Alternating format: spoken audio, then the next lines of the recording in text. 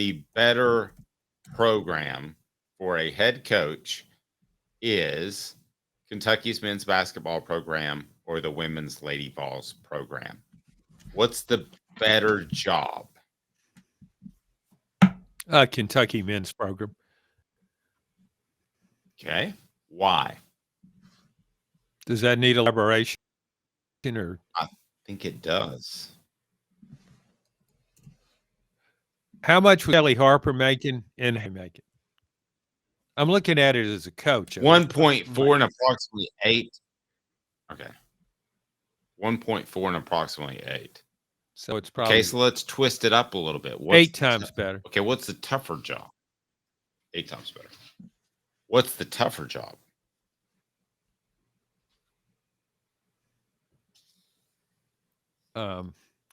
Depends on how you define tough.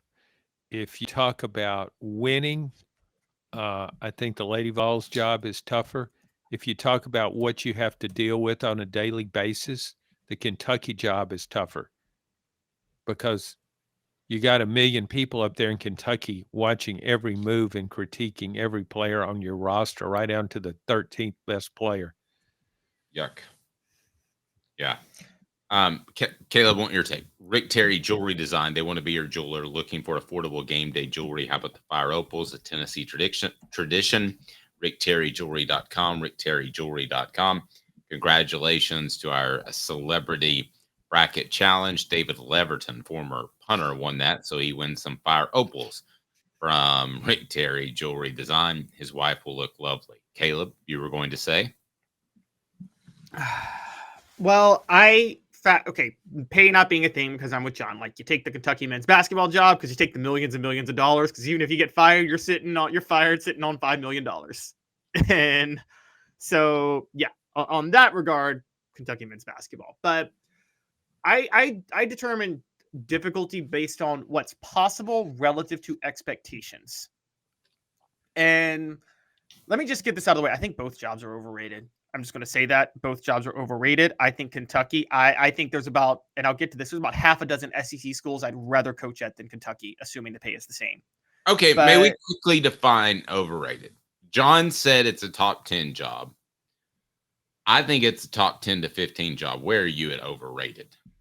I don't think it's a top 25 job. Ooh. And I'll get to that in a minute, but because my breakdown of a job is expectations relative to what's popular. So the reason I think Tennessee Lady Vols, I've told people this before, I think the Tennessee women's basketball job is the worst job in America in women's basketball because you are expected to win like South Carolina or UConn, but you are expected to do it in a way that makes it a lot harder. They expect you to recruit certain types of players and win a certain type of way. Now, I think Danny White hopefully changed that a little bit with this hire because there was the belief for a long time that you got to win in the Summit way of defense and rebounding, no matter how much the game changes. It's very much like, and I say this all the time, Notre Dame in football. John, I know you think I'm crazy, but if you hear where I'm going here, Notre Dame football is the worst job in America because they expect you to win like Alabama at Notre Dame, but they expect you to uphold academic standards that no other school has to uphold. That's not possible. It can't be done. It's like asking someone to drive with their feet. Okay? It's like it is an impossible task. You are asked to do literally the impossible. Wait, what do you press the pedals with, Caleb? How you drive? I know exactly. Like it is literally impossible to do. Lady Vols have somewhat unfair expectations in the same way in that they expect you to win on a powerhouse level but put limitations. Kentucky, to their credit, doesn't put any limitations on anybody. I just don't think Kentucky... Guys, John Calipari won a national title at Kentucky, and Rick Pitino won a national title at Kentucky, and Tubby Smith won a national title at Kentucky. None of them won more than one. Here's why Kentucky fans are insane. Because Kentucky fans end every sentence, John, with, yep, still on us. We should have beat them. It could literally be the UNLV Running Rebels' best team, and it could be Kentucky's worst team. A bunch of Caucasians from the early 1940s. Because Adolf refused to recruit anybody else. Yeah, without getting into the racism issue, which is a big one. But they would say at the end of it, well, pretty good athletes, but in the day, should have beat them. They're our boys. No, No, you shouldn't just win because you put the jersey on, right? I think if Rick Pitino would have stayed at Kentucky, he would have won at least 3 national championships. I don't have any doubt Amen. about And that. I'm He telling was you, made that's the only phone call that needs to be made. Thank you for going there. It's Rick Pitino. for that job. But here's my take, and Dave and I talked about this morning, and so we talked. So we talked about. It's funny. John Calipari is at Arkansas. Nolan Richardson won a national title at Arkansas. Arkansas fans, Dave brought this up a couple weeks ago, John. Arkansas fans believe that the program won the national title. No, Nolan Richardson won that national title because of his 40 minutes of hell system. And if he didn't win it at Arkansas, he would have won it at another Power 5 job. It had nothing to do with the actual infrastructure of the program. I think Kentucky's success in at least the last 25 years has much more to do with the coaches themselves than the program. John Calipari, that recruiting class that he got when he first went to Kentucky, John Wall, DeMarcus Cousins, that whole crew, they were all committed to him at Memphis. So they didn't commit to Kentucky. They committed to John Calipari. What Rick Pitino did at Kentucky, that's what Rick Pitino did. That has nothing to do with the program, I think. I think that, and by the way, you saw that because the program faltered out under Tubby Smith and became insanely mediocre his last 3 years there. And so John, I think why wouldn't, not to interrupt, but why wouldn't you hire Rick Pitino right now? This seems like the easiest hire known to man. I think they would perhaps his age, that would What be is he, like 77? No, he's not that old. Oh. He's early 70s at the most. I mean, you check that, Caleb? like I mean, he's a great coach. Here's what Kentucky fans want. You talk about expectations. They want to know when their team goes out there and their coach sits down on that bench that he's the best coach in the arena. John Calipari wasn't always the best coach in the arena. Now, he can get you the best players, but when Rick Pitino's out there, they say, yeah, well, Rick will outcoach him. What Kentucky fans, all they want is the best of both worlds. John Calipari's players and Rick Pitino there at courtside pushing all the right buttons. But you have, if you're going to hire a coach, so they want the best recruiter and the best coach. Is there any sanity in this? No, but I do believe when you look at some of the top basketball schools, you look at UConn. If I were Dan Hurley, I would consider the Kentucky job. I think you're going to have more. You're going to have more resources at Kentucky long term.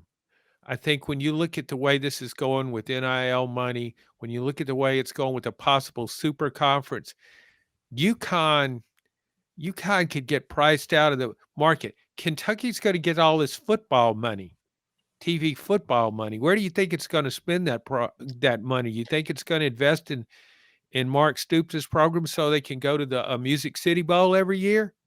They can go there anyway. I just think long term, if I were a really successful coach, I would look at conference affiliation. I think that's a great point I hadn't thought of. I want to ask you, would you consider 2 guys within the conference if you're Kentucky? And I'm talking about, actually 3 guys, Bruce Pearl, Nate Oates, and Rick Barnes. Those 3 have had success. They've gotten to the Final Four. Portions of the program brought to you by Don Self at State Farm. Customer service still matters. For 40 years, they built their business on taking care of their customers in the greater Chattanooga area. Call 423-396-2126, 423-396-2126, or go to donself.net, donself.net. I made the argument in the column that I think Barnes, Pearl, Oates would have success there for different reasons. Pearl has proven, and Barnes have proven they can head up a program. Now, Pearl's NCAA issues are way behind him. I think that's fine. Nate Oates is an up-and-comer. Don't like the way the gun stuff was handled last year, but I'm in the minority there. I think that all 3 would have success. All 3, though, would look at that job and say, I like where I am better than going there. Is that crazy, John? I think Bruce Pearl of those 3, it's not even close. He would be the very best hire. Bruce Pearl thrives on attention. The mass hysteria that surrounds Kentucky basketball, Bruce would thrive on that. He tries to create that where he goes. He did it at Tennessee. He did it at Auburn. It's already there at Kentucky. He's the ultimate extrovert. He would mingle with those crazy fans. He would, and I think he could recruit. He could recruit well to Kentucky. He could get players at Kentucky maybe that he couldn't get at Auburn or even at Tennessee. So that, to me, if Kentucky's looking for a coach, Bruce Pearl should be right near the top of the list.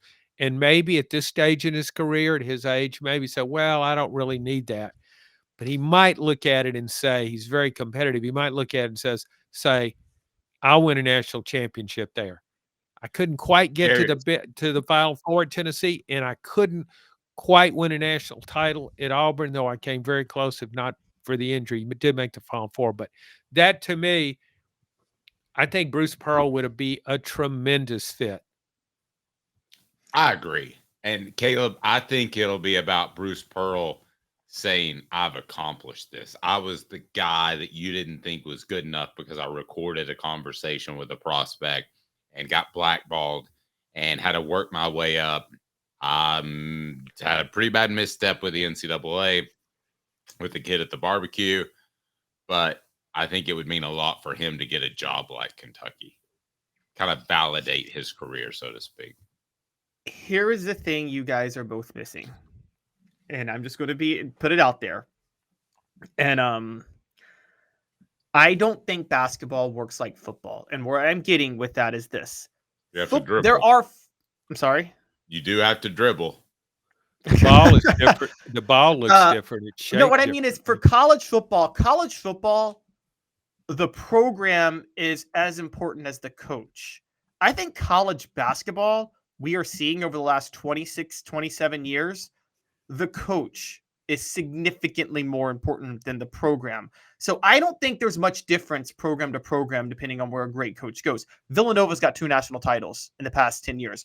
UConn has a dynasty. They got 6 national titles since 1999, and that's not a top 25 program in terms of resources.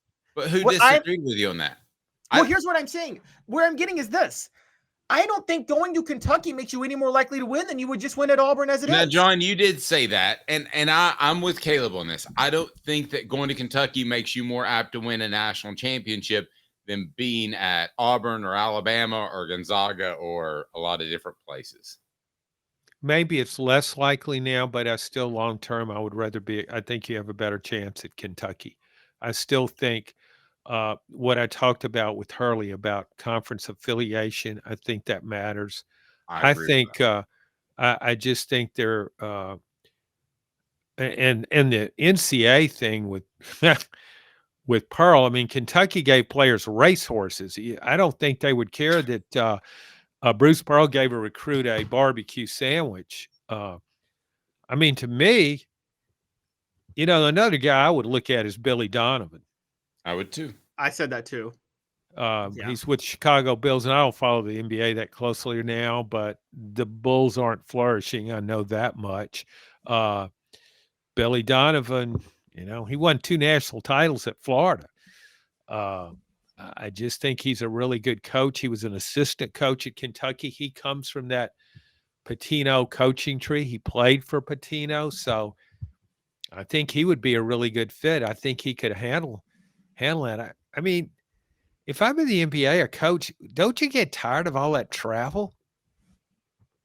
Well, also, I'm just going to point this out. With the exception of Rick Carlisle with the Mavs in 2011, who's the last NBA team that won a championship where you're like, oh, they won it because of the coach? That coach just really drew up some nice stuff.